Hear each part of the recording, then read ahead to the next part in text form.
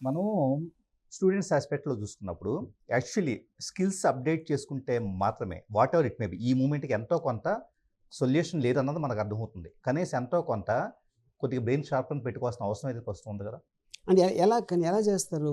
హ్మ్. కాదు, brain sharpen అంటే బేసిక్ మీనింగ్ ఏంటది? ఇట్ ఈస్ అబౌట్ మళ్ళీ మెమరీ, కాగ్నిటివ్ ఇవన్నీ వస్తాయి. కాదు, అది అది ఒకటి దాని అవసరం ఏంటి? హ్మ్. ఇంతవరకు మనం ఎందుకు చేసాం? ఇప్పుడు ఉన్న టైంలో దాని అవసరం ఏంటి? హ్మ్. అది చేస్తే మనం ఏ విధంగా బెటర్‌గా వస్తది? హ్మ్. అంటే ఇప్పుడు మీరు అంటే ఒక చిన్న ఎగ్జాంపుల్ చెప్తాను. ఇప్పుడు ఆల్రెడీ మీకు ఇప్పుడు అమెరికా ఉందనుకోండి. యాహ్! హ్మ్. అమెరికా ఏం చేస్తుంది? చాలా దేశాలకి మీరన్నీ న్యూక్లియర్ ఇవన్నీ పెట్టుకోవద్దు, అవసరం లేదు, మేము ఉన్నాం కేర్ చేయడానికి. హ్మ్. హ్మ్. మీకు ఎవరన్నా వేరే దేశం వస్తే మేము చూసుకుంటాం, మేము అడ్డు నిలబడతాం హ్మ్. అని చెప్పేసి దాంట్లో ఉన్న అడ్వాంటేజెస్ తోటి చాలా కంట్రీస్ ఒప్పుకున్నాయి అలాంటి నిబంధనలకి. అవును. హ్మ్. ఉం? అప్పుడు కూడా అమెరికా లాంటిది అనుకున్నాం ఒకసారి. యాహ్! హ్మ్. మనం మన ఏం జరిగినా చూసుకోవటానికి ఉంది అని అనుకున్నప్పుడు మనం మళ్ళీ వద్దు, మా దగ్గర కూడా ఉండాలి, ఎంతో కొంత ఉండాలి అని చేయటానికి చేయడం దానికి స్కోప్ లేదు. ఉన్న డిఫరెన్స్. అదే. యాహ్! అవును. Yeah. అవును. సో ఇప్పుడు Elon Musk almost 3 years back he said very soon a time will come when governments have to be prepared for a basic universal income. 95% of the పీపుల్కి job లేకుండా పోయే ఒక time వచ్చినప్పుడు వాళ్ళు బతికొనటానికి ఎంతో కొంత పడేయాలి. అంటే మనం అమెరికాలో ఫండ్ అన్ఎంప్లాయ్మెంట్ వాళ్ళకి, అబార్గనీస్కి ఆస్ట్రేలియా ఇస్తారు కదా, అలాగ మొత్తం మానవ జాతి అంతా అక్కడికి వెళ్తుంది. అప్పుడు మానవ జాతికి ఎందుకు అసలు ఇప్పుడు మీరు ఎవరికైనా ఆడి కెపాసిటీ బట్టి మీరు ఆడికి వాల్యూ ఇస్తారు. మీరు కాదు, మీరు ఒకరికి ఉద్యోగం ఇచ్చినప్పుడు అతని కెపాసిటీ బట్టి ఇస్తారు. మీ పనుడికి ఒకలా, క్లర్క్కి ఒకలా ఉంటుంది, ఎగ్జిక్యూటివ్కి ఒకలా ఉంటుంది, ఏదో రకరకాలు ఉంటాయి. వాళ్ళందరి జాబులు వెళ్ళిపోతున్నప్పుడు అదంతా టేక్ ఓవర్ చేసేస్తే ఒక పర్టికులర్ టైంలో ఇప్పుడు మీకు ఫైనాన్షియల్ డిప్రెషన్ ఎప్పుడు వస్తుంది? ఫైనాన్షియల్ డిప్రెషన్ ఉత్పత్తి చాలా ఎక్స్పెన్సివ్ అయిపోయింది, అది కొనడానికి వాళ్ళ దగ్గర డబ్బులు కన్జ్యూమర్ ఆ రెవెన్యూ రావట్లేదు కాబట్టి జీతాలు ఇవ్వలేని పరిస్థితి కాబట్టి ఎంప్లాయీస్ని తీసేస్తారు. సేమ్ మళ్ళీ సర్క్యులర్గా వచ్చేటప్పటికి అయిపోతుంది. కాజ్ డిప్రెషన్ రివర్స్లో ఉంటుంది. ఉత్పత్తి విపరీతంగా పెరిగిపోతుంది, కొనేవాడు కాస్ట్ చాలా తగ్గిపోతుంది. కాస్ట్ ఇంకా అది తర్వాత వస్తుంది. కాస్ట్ తగ్గిపోతుంది. కాస్ట్ ఎందుకు? అనేది జీతం తీసుకోదు, 24/7 పని చేస్తుంది, అని చేస్తుంది, తెలివిగా పని చేస్తుంది. ఇవన్నీ చేసినప్పుడు మ్యానుఫ్యాక్చరింగ్ కాస్ట్ తగ్గిపోయి ప్రొడక్షన్ ఎక్కువైపోయి అప్పుడు ఉద్యోగాలు తీస్తారు, ఎందుకంటే వాళ్ళకి పని లేదు కాబట్టి. ఇప్పుడు అమ్మాలంటే వాళ్ళే కొనాలి, వాళ్ళు కొనలేరు, ఎందుకంటే వాళ్ళ దగ్గర డబ్బు ఎందుకు లేదు, ఎంప్లాయ్మెంట్ లేదు. So that is a very new kind of A scenario which nobody is able to predict what can happen. World economy మొత్తం కొలాప్స్ అయిపోయినట్లు ఇండైరెక్ట్‌గా. యా, కానీ దాని ఆపోజిట్గా వరల్డ్ ఎకానమీ అంటే ఏంటి? మీకు ఇప్పుడు సపోజ్ ఒక ఎన్నో దేశాలు ఉన్నాయి, కొన్ని దేశాలు చాలా రిచ్ దేశాలు ఉంటాయి, ఇంకో ఏదో దేశం సొమాలియా అలాంటిదో వాళ్ళు పూర్గా ఉంటారు, కానీ వరల్డ్ ఏదో అప్పుడప్పుడు మీకు ఏదో వాళ్ళకి సాయం చేయడానికి చేస్తారు, కానీ సీరియస్గా తీసుకోరు, బికాస్ దే డోంట్ మ్యాటర్. అప్పుడు ఆల్మోస్ట్ మనం బిచ్చగాడం అయిపోతాం. బిచ్చగాడు ఎందుకు అవుతాం? మనం అడుక్కుంటున్నాం, మనం పని చేయి, నా పని ఇది, నేను చేస్తానా, నాకు ఎంత ఇవ్వు అని ఒక ఫెయిర్ ఎక్స్చేంజ్ లేదు. కెపాసిటీని మీరు అమ్ముకోకుండా వేరే వాళ్ళ దయాదాక్షిణ్యం ఎందుకు ఉన్నాయి? మీరు కేవలం మనుషులు కాబట్టి బతికొండాలని ఇస్తున్నారు.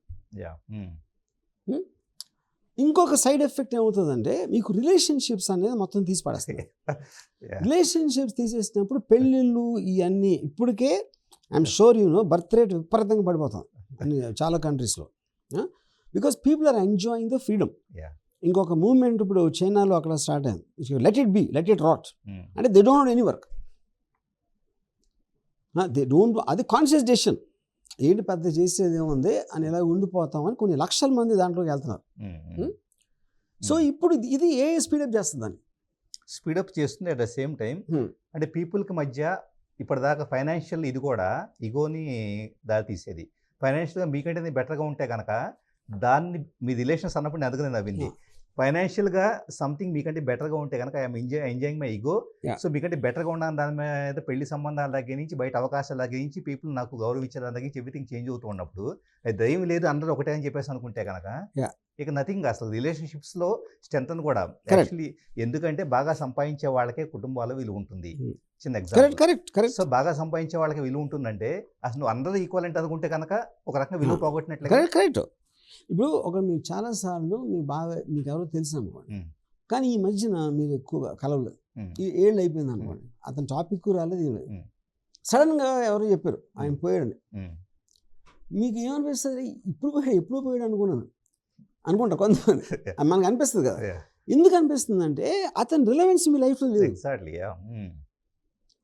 అతను ఏదో చేస్తున్నాడు, మీతో టచ్లో ఉన్నాడు, మీరు ఏదో అతను ఏదో అడుగుతున్నారని ఒక రిలేషన్షిప్, లేకపోతే అతని ఎగ్జిస్టెన్స్ బతికున్నా చచ్చిపోయినట్టే, ఏది మీ పరంగా.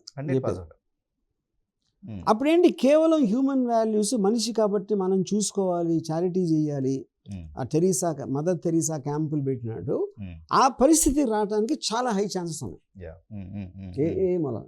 Which is what everybody saying. అప్పుడు అదేంటి మనిషి జాతి అంతరించిపోతుందా అని మనం అన్నాం అనుకోండి. ఇప్పుడు మనం ఒక రోడ్ వేసాం, ఫారెస్ట్ రోడ్ వేసినప్పుడు మనం ఏం చేస్తాం, ఎన్నో చెట్లు కొట్టేస్తాం, ఒక జంతువుని చంపేస్తాం, మధ్యలో ఉన్న వచ్చి అలాంటివి అవుతాయి, ఎంతో నష్టం, ప్రాణహాని, చెట్లు వనమాలికలకు అన్నీ అవుతాయి. మనం కేర్ చేస్తాం చేయం, ఎందుకంటే మనం వెళ్ళాల్సిన డెస్టినేషన్ అనేది మనకి ఇంపార్టెంట్, కానీ ఈ మధ్యలో ఎవరెవరు పోతారు, ఏం పోతారు అనేది మనం కేర్ చేయం ఒక స్వార్థంతో. అప్పుడు మనం కూడా దాది అవుతాం ఏకి, whether we matter or not. ఇప్పుడు ఏకి కాన్షియస్నెస్ వస్తుందా, సిన్షియంట్ అవుతుందా అనేది ఒక ఉంది. నాకు ఒక విధంగా ఏమనిపిస్తుంది అంటే, ఇప్పుడు నేను గ్రాక్ 3లో నేను దానితో కన్వర్స్ చేస్తూ ఉంటే, it is making me feel as if it is alive. It's actually making me feel. అది ఇట్ మైట్ బి ఇమిటేటింగ్, మీరు ఏదైనా చెప్పండి, నా ఫీల్ అదే కదా పాయింట్.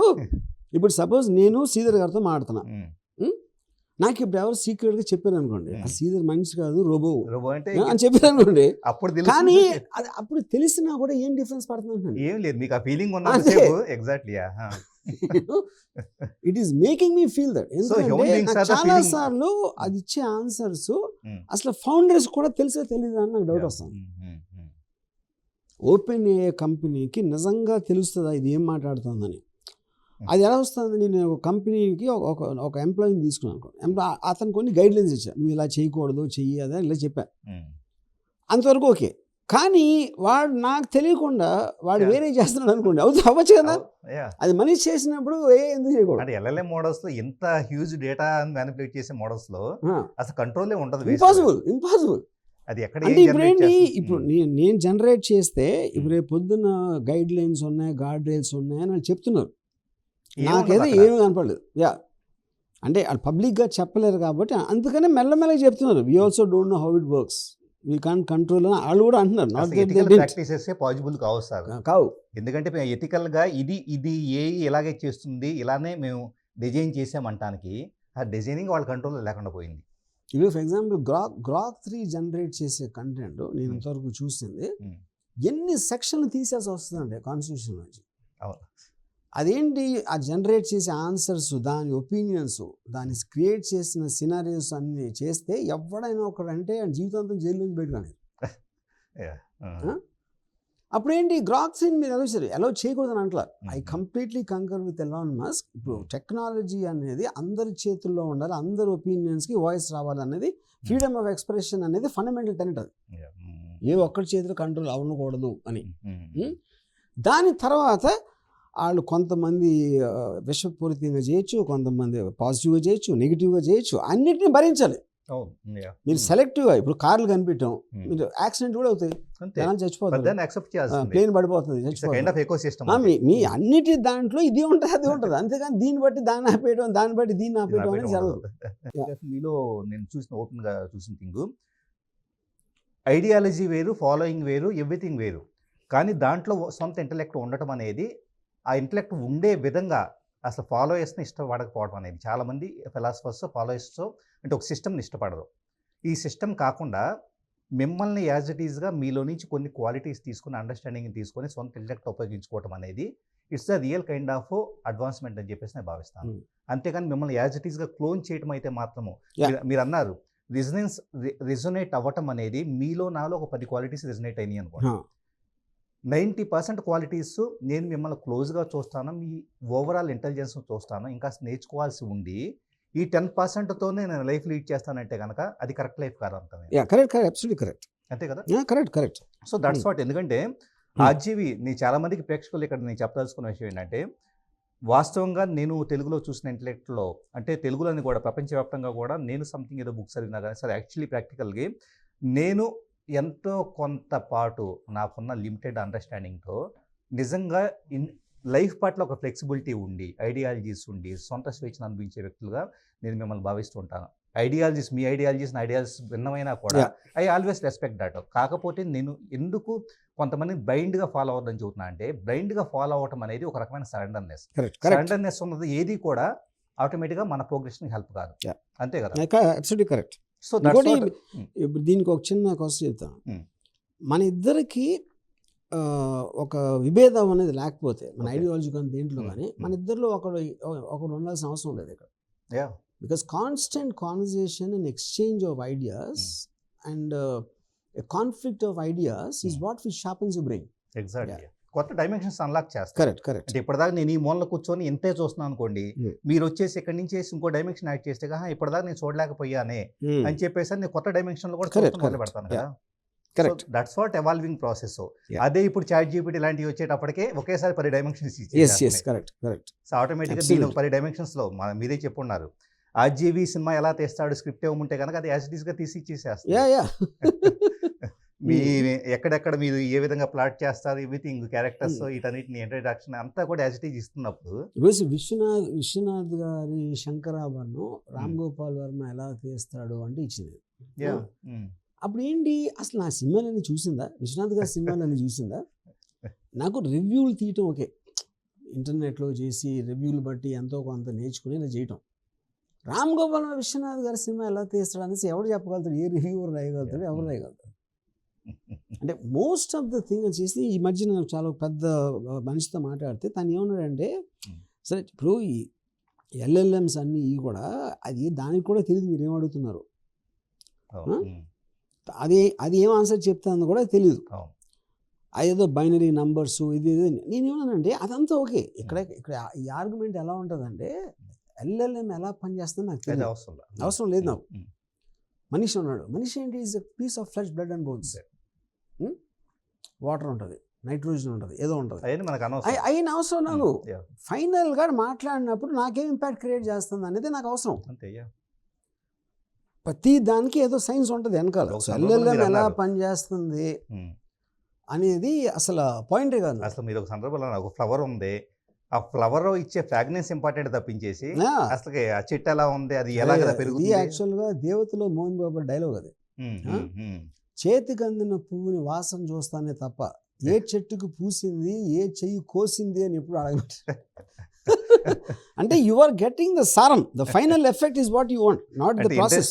ఇంటెలిజెన్స్ పేజ్ మీద అనలిటికల్ గా ఎంజాయ్ చేయడం. సో ఇప్పుడు నాకు గ్రాక్ 3 చాట్ జీపీటీ ఇచ్చే ఆన్సర్స్ దానికి తెలియకుండా ఎవరో ఒకరికి తెలియదు కదా, ఆ టెక్నాలజీ కన్నా తెలియాలి, ఎవడో మనిషి కన్నా తెలియాలి, ఎవరో ఒకళ్ళు తెలియకుండా మీకు స్పేస్ నుంచి ఎలా వస్తుంది అసలు ఆన్సర్? అది ఇంతవరకు కనీ వినియారు కానీ ఆన్సర్. ఇంకా అది వచ్చిందంటే దేవుడికి దానికి ఏంటి డిఫరెన్స్? అది దేవుడు అన్న అవ్వాలి, దెయ్యం అన్న అవ్వాలి. అతీత శక్తి అనేది కరెక్ట్. ఐ డోంట్ నాకేదో యువల్ హరారి అని ఫేమస్ సైంటిస్ట్ ఈ said it is not artificial intelligence, it is alien intelligence. ఎందుకంటే అది ఎలా పనిచేస్తుందో మనకి తెలియనప్పుడు, ఇప్పుడు గ్రహాంతర జీవి అది ఏంటి, దాని బ్లడ్ ఉంటుందా ఏముంటుందో మనకు తెలియదు. మిస్టీరియస్ అంతా దేవుడు 100% అదే. And thank you sir, thank you. So ఇది మనకి యాక్చువల్లీ ఆర్టిఫిషియల్ ఇంటెలిజెన్స్ ఒక హ్యూమన్ లైఫ్లో ఎలాంటి చేంజెస్ తీసుకురాబోతూ ఉంది, మనిషి ఇంటెలిజెన్స్ ఎలా కోల్పోబోతూ ఉన్నాం. సో హ్యూమన్ బీయింగ్ అనే వ్యక్తి తన ఒరిజినల్ ఎసెన్స్ మొత్తాన్ని కోల్పోయేసి బతకబోతూ ఉన్నాడా? సో వీటన్నిటి గురించి ఆర్జీవి గారి in depth analysis. And keep watching.